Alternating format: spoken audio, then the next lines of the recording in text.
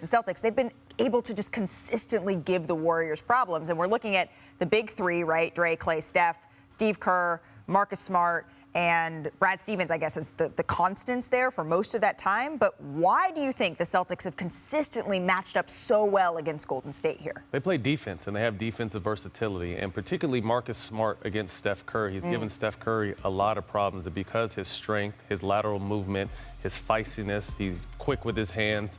And he's also among guys who've guarded Steph. He's He's given Steph the fourth hardest defense against him.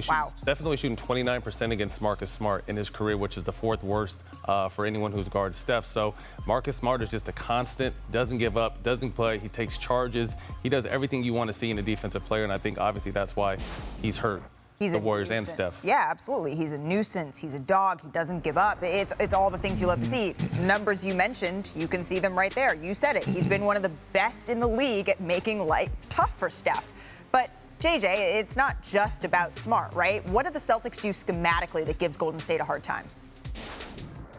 Yeah, this is a defense that's built, truthfully, a lot like those Houston Rockets teams that gave the Warriors some trouble in the Western Conference playoffs back in 2018 era. They switch, and they, in the regular season, were the team that switched the most frequently, and in the playoffs, they're the second most frequently switched defense in the league. And so a lot of the Warriors' action, ball movement, high splits, post splits, you have to switch those. Matt knows we played against these teams when we were with the Clippers together. And if you look back at the Mavs series, they elected not to switch those split actions guard to guard. Klay Thompson came off for threes. He had 3 of them on that action alone in Game 5. And they got to the basket on curls because they weren't switching. So the Celtics naturally have a switching defense. They also have physical defenders. You have to be physical. There's no point switching. You have to be physical and switch at the point of the screen. Kendrick, you watched a whole lot of Boston basketball. Go ahead. Yep. No, both of them brought up great points. When you think about Marcus Smart, I want to add to that point with Matt.